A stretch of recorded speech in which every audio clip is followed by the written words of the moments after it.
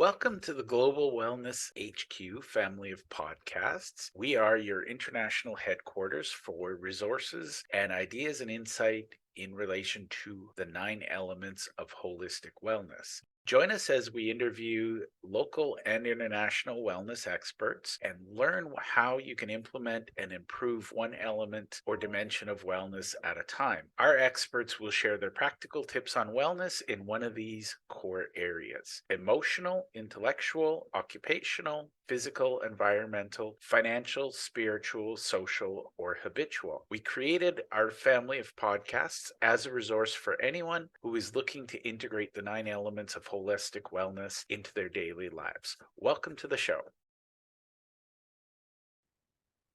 Hi, everyone. Welcome back to the show. I'm really excited to have my new friend Andrew Sossin on the show. And first, I want to do a little shout out to Justin Breen, who cared enough about Andrew and I to say you two need to meet. So thank you, Justin. Thank you, Andrew, Justin. yeah, thank you, Justin. We love Justin. He is an amazing human being. Sorry, he's an amazing alien who walks among human beings. I think that's his wording. And for those who haven't read Justin's book, Epic Life, I highly recommend it. Now, Andrew, let's talk about you. So, first and foremost, tell me a little bit about what Recovery Unplugged is, and then we're going to get into some tangents and fun things, but we're going to have a conversation about what you do. So, what is Recovery Unplugged? Sure. Recovery Unplugged Behavioral Health utilizes music as a catalyst for therapy for people battling both addiction and mental health. We started 10 years ago this month here in South Florida, where I'm based. And then over the last decade, have grown into facilities in Austin, Texas, Nashville, Tennessee, the DC metro area, and the Jersey area. And so, what we found early on is we don't teach people how to play music, but we use music as a way to break down defenses and build rapport. And we've been able to have tremendous success in helping 13,000 people as of September 30th of this year over the last decade. I love that. And it's just, I love the way the universe, there's no such thing as coincidence. Yesterday, I met somebody who uses art, the physical arts, whether it's, she teaches dancing, singing. I think she also gets into painting and drawing, Mhm. but she uses it as therapy for mental health. And her focus is children with autism because there's so much science now about how the playfulness of art, for lack of a better word, helps that. Let's talk about why you founded Recovery Unplugged, because I'm a big believer that my listeners, if they believe in your why and they get excited about it, they're going to find ways to help you, and then we'll get into what you do, and then we'll talk about how people can connect with you. So Yeah. why is it important to Andrew to that Recovery Unplugged? I mean, helping 13,000 people kind of feels like a big why, but why is it important to you personally? Yeah, it wasn't what I thought I'd be doing with my life. I was in the insurance business, the call center business, multiple different businesses prior to this. And so, just like many people across America and Canada, we had several family members that were battling addiction. And my wife and I found ourselves helping people in and out of treatment by what we didn't know at the time was just enabling them and paying for treatment. And so, what happened about a dozen years ago culminated in a family member being arrested, another family member ODing and living. And so at the time, I had made a comment that it would be more economically viable for me to open up my own treatment center for my family and friends than keep paying for other ones. And that turned into a conversation with two gentlemen that helped create the mental health and drug court system here in South Florida over 30 something years ago. And, Paul had said that he wanted to open up a treatment center that used music as the catalyst. And so I literally at the time had said, it can't be any worse than the places I've already seen. And so our original goal, our original reason for doing this was literally to help our own family members. I'm happy to say that, my mother-in-law, my sister-in-law, and several others are almost, 8 years, 9 years, a decade clean and sober now based off of what we've done here and by coming through, our own program. And so very early on, after seeing our own family go through dozens of programs that didn't work, when we saw the transformation that was taking place very quickly at Recovery Unplugged, I decided I had to give up everything else I was doing and make this the sole focus. And so, the first couple of years, we were still figuring it out. We were averaging, helping 20, 25 people a month, throughout our outpatient program. And then, we grew into now we're closer to 500 people a month at this point, 450 to 500 people a month. And so, for me, it really became this is working. There is no cure, there is no silver bullet, but Yeah. this is working, at a 5 times better rate, which was back then and now, third party verified on our outcomes. So I have to do this. I have to make this work. I have to take this to other places. There are other people whose lives will be benefited from this. And it just grew from there. I love that, and I love that very personal. My favorite thing about true visionaries and entrepreneurs, almost every time they make the world a better place, it's because someone they loved was in pain or themselves, and they said, "How do I solve this for them?" And then they look around and go, "Wait, I'm not the only one with this pain." So, as a father, as a son, as an uncle, a nephew, I really appreciate the work you're doing. Um, Now, let's get into the science of music, and I don't need to hear studies. Please don't misunderstand that question, but just telling me, what are you finding is happening with people in music? Like, Oh, what's the visceral, what part of the human soul are you touching with music that traditional, I've seen, movies where somebody's in rehab and they're locked in a box, like room for what is music doing differently? sure. I mean, one of the things that I think everybody can understand is that everybody, even people that say they don't like music, are affected by music.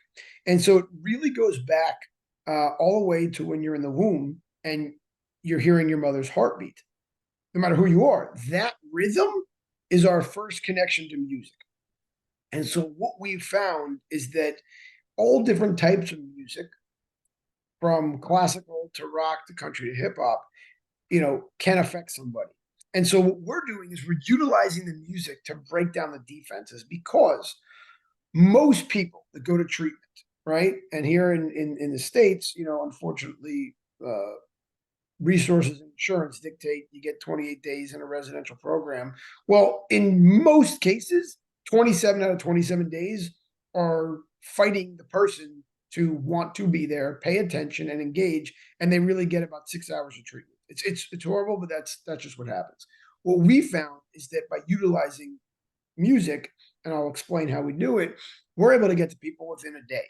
So when people come to us, the first 24 to 48 hours, we're utilizing lyrics, vibrations, and beats. We have sound and frequency rooms so that, if, for example, when somebody's detoxing, they're going to need medication. And that's fine. We're not against medication. But if we can lower the amount of Ativan or Valium that they have to take because they're in a room, a vibrational that is literally allowing their body to detox with less Wow. withdrawal and less pain, it's a win-win for everybody. Because the less, high level medication that they're going to need, the more cognitive they're going to be able to be there, the more present they are, the quicker we're going to be enabled to work with them. And so um, those we understood the sound and frequency early on, and then that transformed into our musical groups. Again, 99% of all of the people that come to Recovery Unplugged, all of our facilities, have no musical ability. We do have a small percent of people that we work with in the industry. My business partner Richie Supa, award-winning singer-songwriter for over 50 years, um, you know, came up like he had the idea 20 years ago when he wrote the song "Amazing" for Aerosmith and performed it after his own battles. when he performed that, so when he wrote that song, when him and Steven Tyler wrote that song and they performed it, they realized that that song, they got more back then before emails and text. They were getting letters, tens of thousands of letters of how that song literally changed people's lives to go to a meeting to get help. And so the basis for what we do and the basis for Recovery Unplugged, which was the name Richie came up with, was about utilizing music, lyrics, vibrations, beats, and song in people's lives. So what we do now is once somebody's done detoxing, when they're in their residential program, we literally have them write the lyrics of their life. And this is one of the most profound, amazing, transformational aspects and things that we do that I've seen, like I said, 10,000, 13,000 times now. And again, we're not asking them to perform a song. But when they literally use the songwriter's approach to writing something, but it's their life, there's a change that happens. There's an awareness that happens. There's an awakening that happens. And so, in addition to that, we have our open mic where people can speak, sing, or just convey their own. And then we have my favorite group, which is called Feel Good Fridays, which we have at every one of our facilities, started by Richie, which is a Friday afternoon group where we utilize songs, some popular songs and some that Richie wrote over the last 50 years, and some songs that Richie created specifically for our program. I produced an album called Enemy from Richie. That some of these songs are extremely curated for what we do. But that Feel Good Friday allows people to go into a weekend feeling good. And you can't come out of that. And anybody that's in any of our locations or in the cities, I invite them to a Feel Good Friday concert, and you can't walk out of there not feeling good. I So, love you it. know, that's how we've been able to take the music and use it in every aspect of what we do to the point where a good example would be when somebody's coming to treatment, besides us finding out their name and their medications and what they, what they're upset about, we find out the music they love and they hate, the music that they associate to their spouse, their mom, their child. And so when we pick them up, the first thing that they do with us before we start getting it is we have that song playing for them. And for the first time in days, weeks, months, or even years, they're seen, they're heard, and what they say matters. And subconsciously, they'll say, it happens a gazillion times, I love this song. And who's ever with them will say, I know. And now, subconsciously, okay, they don't just all get better at that point, but it's the first way of chipping down that defensive barrier of, I don't want to be here, to maybe I'll listen a little more. Yeah, I'll stay till the end of the song almost, right? Literally. And then the next song, the next song, the next song. That is both beautiful and brilliant. Thank you for sharing that with me. I think we're going to have a really fun conversation, but I just wanted to unravel that because I think, I've seen anecdotally how powerful music can be. I've seen it in people with anxiety. I've seen it in people who have, mental health issues. The reality is, if you think about humanity, I see three common themes, maybe four, but we spent time around the fires. If you look at every culture, some culture started at a hearth, having a meal together. And most cultures have dancing and some version of music, even if it's just, beating the stick on a tree trunk. But it's ancient, and it makes sense to me that it's somehow hardwired into our DNA. We have fight, flight, or freeze. I feel like music somehow can artificially trigger all three of those, All the time, 100%. or it And can untrigger those, I'm guessing. yeah, it works. It works in both fashions. Music can be a positive trigger, and it could also trigger negative emotions. And so we look at that very early on what people, and we also reassociate. So we will literally take people who have, literally songs that they would play when they would shoot dope and reassociate that to a positive future where they're alive, they're a husband, they're a mother, they're whatever they are there for somebody, and will reassociate those songs. And so, one of the things that we established early on that was, again, a decade ago, people questioned our own sanity, and I did a few days or years. But we believe Fair in both enough. MAT and MAT. So MAT is medication assisted treatment, Yeah. and RMAT is music assisted treatment. So we've been a fan since day one that if you need medication, I'm not against medication. We were one of the first and largest providers of Vivitrol in Florida and Texas for many years. And Vivitrol is a shot that you get. It lasts 28 days, and you cannot get high or drunk once you get the shot. And so when we first started using it, people got really upset and they put on the message boards, they're just giving people the new methadone. But what people didn't realize was we were teaching people how to be sober. Yeah. And so I don't ever want someone to have to be on medication forever. But if I can allow them to use medication assisted treatment for 3 months, 4 months, 5 months, and during that time, use our music assisted treatment, then the medication can drop off, the music stays forever. When people are with us and when they leave, they get a playlist of their life, of their future new life, I and they'll get love it. MP3. They'll get an MP3 player with 20 or 30 songs that we curate with them. And again, I don't want anyone to believe that when you listen to a song, it's going to make everything perfect. But if somebody's having a bad day, they get into a fight with their spouse, something happens at work, and their first reaction is, I want to go get a drink. I want to go get dope, whatever it may be. And they listen to this playlist that we created with them. It reminds them to call their sponsor, go to a meeting, stay in the present. And that's all everything is a positive trigger or a negative trigger. So we utilize music to be positive triggers to bring you back to the present to make better decisions.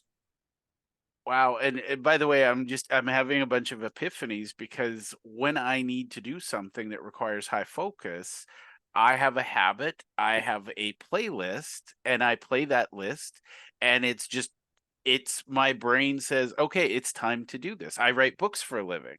And when I'm writing a book, I play that music, and my brain says, I'm a writer right now. And then when the music's done, I fall over and go, okay, I'm done. And I love that power because I'm hearing this as it helps addicts. I feel like this would help people in all phases. Like I know athletes that they have their Oh, pre of playlist. course. Yeah, I worked with athletes prior to this in almost 20 years ago now. I guess there's no gray in the beard. I was in the insurance world, and I did insurance for athletes and entertainers. So I was around some of the top performing NFL players, NBA players, and musicians in the world at the time. And they have their own playlists.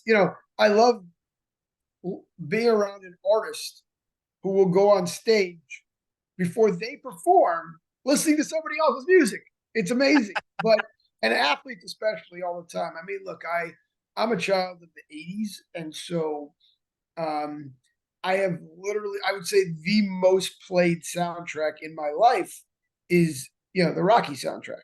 I have listened to that soundtrack. I mean, I stopped counting tens of thousands of times to go to Yeah. the gym. If I'm tired in the morning, and I utilize music myself for creative purposes.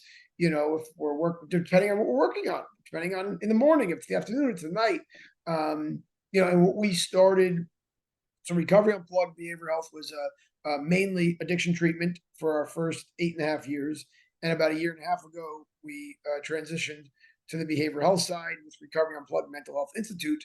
And we started utilizing music as a catalyst for therapy for people battling depression, anxiety, PTSD, and trauma. And so that allowed us, and it really came out of the COVID model, to help people virtually. And now we have an extensive program with hundreds of people a day in just our mental health program. And then about beginning of the 2024, we're opening our first inpatient mental health facility in South Florida, with more to come everywhere else we are, because we see it working. We have the data that it worked on the addiction side, and now we have the data that it's working on the mental health side. Well, and I love your deliberate attention to the data because I mean the reality is, there's a lot of feel good things that are it's that temporary I feel good today, but tomorrow I'm really going to be in trouble. Whereas, I think with what you're doing, it's that permanent, depression. I think Tony Robbins said it once. He said depression is a choice, and the world attacked him, but the reality is there's a difference between the chemical depression that, somebody who has a diagnosed bona fide depression disorder versus the blue general malaise that some people call depression. And, it is that choice. You listen to sad songs on the radio, you watch that sad movie, you start eating ice cream right out of the bucket. It's like it's a There's a pattern. method. People, and I've been to working with Tony 23 years. I've done 19 firewalks. I brought over 200 plus of our employees to PWs with Tony in 2 weeks in Dallas. I'll have 20 of our staff from Austin coming up to the UPW there. So, there's a formula Yeah. to be set right now. People that have a chemical uh, instability, that's different. But there's also the idea that you could change your physiology and your focus, and you could utilize music to start that process. And so, one of the things early on that I really loved, especially with the Tony Robbins seminars, is most of his seminar, since I assume you've been, is music. He uses music in every part of his seminar, and he has been for the past 23 years that I've been around. And Yeah. so, it works, right? It works. Now, again, just having music is one part of it. It's like, it's like everything that I've said over the years. If somebody needs medication assisted treatment, don't just take the medicine and think you're going to be okay. Don't just Yeah. listen to a song and think you're going to be okay. There's a step 2 and 3 and 4 to this. Yeah. And so, that's where, having the right psychiatry and psychology involved. We have psychiatrists, we have psychologists, we have Mhm. master's level clinicians, and they all are experts in what they do psychologically and understand the power of music. And that's where we've been successful on the addiction side and are now, helping a lot of people on the mental health side. Well, and I love how you're extending my experience of Tony because again, I've been to one of his events and well, a couple of events. And, one of the things I found was there is that natural mood elevation. Everybody's really excited. And then it's like, are they consciously like have they absorbed what they need to be able to continue that? And I think, not Tony, but there are a lot of programs out there where, it's like eating sugar and you're like, oh, I feel really good. And then next day it's like, oh, I got a headache. What the hell? I love the science that you're putting behind this and you're connecting the dots for me. It's like, I always have known Tony doesn't do anything accidentally. Like No. he I'm going to use the word choreograph because we're talking about music, but he choreographs every moment of that transformation experience from the second you book your ticket right up till the point you're going home.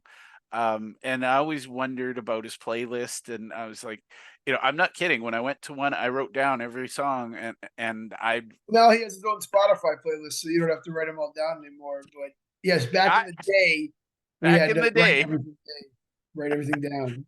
on I pen mean, and paper, no less. listen, 20 years ago, again, technology was different. There was no AI. My Yeah. wife was her job as a volunteer was to log every word that he said, literally write it down. My wife did that at one of the seminars once as a volunteer. So Wow. we've come a long way. AI does that for us, but Yep. the idea is it is curated in a positive way. Yep. I will say people have asked, and I've been on both sides of the curtain there. Every interaction with the people in there is real. None of them were Yep. predetermined. He just knows what he's doing and has at this point for decades.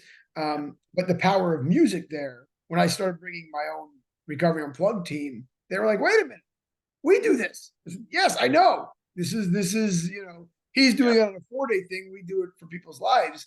But it works. And so again, there is no cure silver bullet, but the idea is increasing the chances. If I can increase the chances of the average 10% people relapse, and with us, it's, we're at a 50.3, just over half success rate, then, we are winning. Now, I want that to be better. I'm always believing, again, with all my years of Tony, constant and never ending improvement. And Yeah. I'd like, everybody to come in to never come back except as a guest. I know that's not reality, but that's what we strive for. And on the mental health side, you know, on the addiction side, it's easier to measure, right? Are you clean and sober? Are you not? On the mental health side, it gets a little more tricky, right? Because Yep. I have people, friends and family, that, you know, if you look at where they were, are they quote unquote happy today after coming through? Well, I would call them happier. And so that's where the idea of how do you live your life, and in what manner you live it in, can you determine if you were successful in treatment? And so for me, I talk to people, especially on the mental health side today, and again, they don't have to be the happiest person in the room, but if they went from suicidal to being able to function every day, being a parent, being present, Yep. and people all the time, especially the past in 2023, a lot of people struggling more than ever, especially after COVID. But now Yep. people are telling me, their mental health playlist that they created with us that they're using to get through each day, and it's really just makes me happy, right? To know that we were part of that, and we're part of that, and we'll be a bigger part of that going forward. I love that. Now I'm just thinking out loud. Like, I mean, there's got to be some measurement tools that at some point will know enough. I mean, I think right now our knowledge of the human brain, we're still kind of in infancy because I Oh, mean, completely. Well, I've said this, me and the people that we work with, we joke that in 50 years from now they're going to laugh at just some of the things we were doing. But again, that's just what progress is. And I can say for myself, 2.5 years ago ish, I was in an accident. I was in a fire, a barbecue explosion. My ouch. joke is that I've done 19 fire walks without ever being hurt. And of my last 19 barbecues, the last one almost killed me. So I had first degree, second degree, and my feet are still at third degree. They're still not healed and may never be, but that's fine. But for me, one of the cool things, looking back now, I could say that when I was in the ICU for a week. I was in the burn unit for a while. So I put our own method to the test. And so every day I had, and my hands were burnt, so I couldn't use my fingers, but I would tell the nurse what songs to play for me in the hospital. And then I took it a step further. And one of the coolest things that I saw happen was I found out the nurses, there was 3 8-hour shifts, and I found out the music that they loved. And I would have their playlist playing when they were on, and they did a better job with me. They were gentler with me. They were happier with me. So I used music for all of the nurses, right? And it was funny because I had this one woman who loved Enrique Iglesias, this one guy that loved Metallica, and I would literally have Metallica playing or Enrique Iglesias, and it was we used music for the nurses. I did, and while I was in the hospital, and it literally made me and my friend that I was there with. It made our lives better. It Yeah. really did. It actually allowed me to heal and get out of the hospital quicker because of the how I was able to progress. I love that, and I think we all try. A lot of people take healing for granted, and I mean, you think about it. You know, a garden will grow in a positive environment much faster than one that's in rocky, craggy sort of Of place. course. But if you can be the one who elevates how the nurses feel around you, I can't explain it in science, but I know that we're all energy. Our brains are electrical. So it only stands to reason to me that being around positive people would make it more positive. And I'm just thinking out loud, imagine if more parents had playlists for their kids, We have or it in for our house. themselves. I So mean, yes, it's something that, and I have 3 kids, different ages. a high school son, a middle school son, and an elementary school daughter. So their playlists are all different, right? Yeah. My youngest obviously loves the Taylor Swift, and that's fine. And but I took my 15-year-old son to a Nas and Wu Tang concert a couple weeks ago that I saw 30 years ago, right? Yeah. And being able to relate to my kids through music is also pretty cool as well. Um, I took my middle son to a 21 Pilots concert that both him and I like the same songs. So, it's we do utilize that for in our own household. And so, Okay. now it's taking that to the next level in the people that we're working with. And for your audience that's listening, I think one of the things today that I'm happy about and expanding on is our ability to help more people. When we Yeah. started, we were a private facility out of network, and now I'm in network. Recovery Unplugged is in network with every insurance in America. We just signed a contract with TRICARE to help active military. We just starting in November and December in different states, we'll be able to help veterans through the VA, and we now have our Medicaid contract to help people that have Medicaid through the government in Wow. Virginia and Tennessee, and then after that, Texas and Florida. So, it was very, a lot of time, effort, energy, and resources, a lot of money to get to where we are today. But Yeah. I'm proud of the fact that I now can help everybody, anywhere in all of those states. And then soon with our online program, more. I love it, and I'll just say, people think my 10-year-old's a little unusual. He is high functioning on the autism spectrum, and he can hear a song and he walks around humming it. And so some people are concerned that he's not in reality, he's busy humming. And I'm like, that's how he calms himself so he can deal with you. So you want him humming. If he's not Yes. humming, he's getting anxious and you're gonna have to deal with that. And that's so I've had conversations with his teachers and people around him, and it's like, if that calms him and that's how he soothes, I feel the world needs to accommodate the kids more than the kids should accommodate the world. So Oh yeah. um, I am a huge fan of the work you're doing, and anything I can do to support it, I am 100% in your corner. For those listening, you are the expert at all things Recovery Unplugged. Is there something I should have asked you that I haven't? No, I think we've had a wonderful conversation about what we do and how we do it. I would just say if anybody wants to know or learn more, they could go to recoveryunplugged.com. Like I was saying, we are now able to help everybody in every state that we currently operate in, and we are expanding in 2024 both our mental health program for people inpatient as well as we have half a dozen states that we're going to be going into on the virtual side. And that's the key right now for me is, and I know you understand exponential growth, right? The first year I was helping 20, 25 people a month, and now we're at 450 to 500.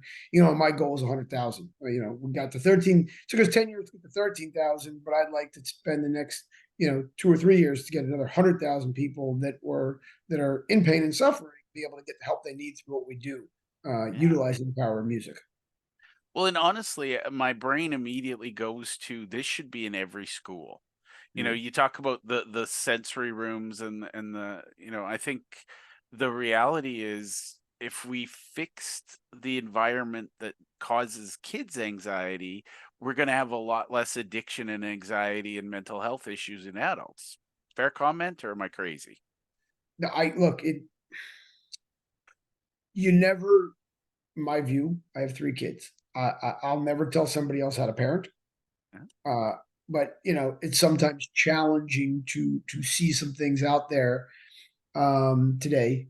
Yeah. And I believe that if we're able to allow kids to be kids, Yeah. and I could go into a whole thing about curated lives that need to be more about play. And there's a lot of kids that have anxiety today. Yeah. And I guess I will mention because it just happened this week. We just launched our first adolescent program, but only in Virginia. It's a pilot program in Virginia for adolescent ages 13 to 17.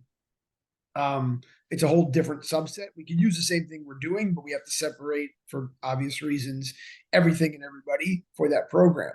But Yeah. I do believe wholeheartedly I am fortunate, extremely fortunate, that growing up, my best friend's dad um, brought me to Zig Ziglar when I was 14, Les Brown when I was 16, and bought me my first Tony Wow. Robbins ticket when I was 19. And so I would be in a very different place mentally and physically, had I not had that growing up, had I not had the ability to understand mindset, the understand overcoming obstacles, objections, skills that we don't teach kids today. Unfortunately, kids are, Yeah. I see all with all my kids friends, a lot of anxiety, and there are ways to deal with that right now, utilizing tools, music, and just a different approach.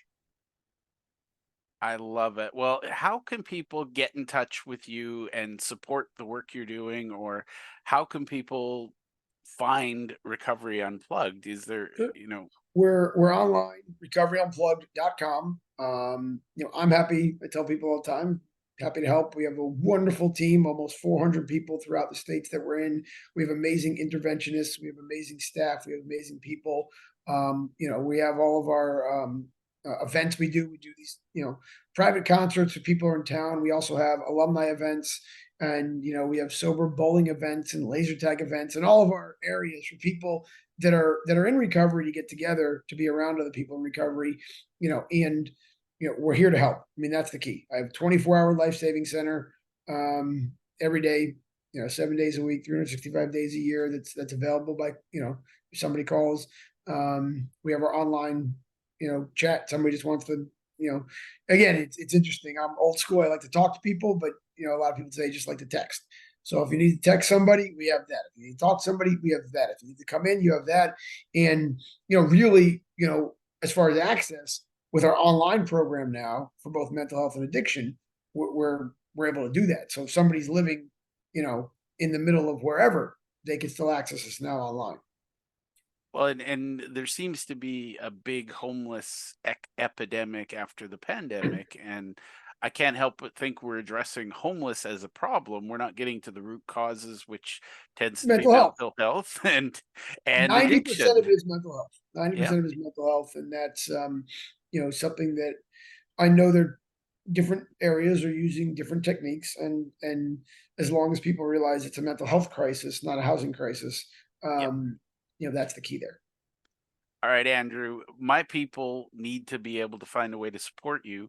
What can my network do to support you right now? What is Recovery Unplugged? What does it need that we can bring your way through good energy and, hopefully good Sure. connections? Right now, it's because we weren't in network and now we're in network. It's allowing the larger corporations, employee assistance programs, unions, to know that we exist. Right? It's very. I can't afford a Super Bowl commercial or a regular commercial. Right? I mean, and so it's allowing people to know we exist. And so because of what's happened over the last couple of years, my our focus now, my own personal focus within the organization, is allowing big companies to know we're here, because anybody that works for a large organization or a union or a municipality, they can now access us. They can now use their insurance without having to pay a lot of money to come to us, and that wasn't allowed before. So that's what really,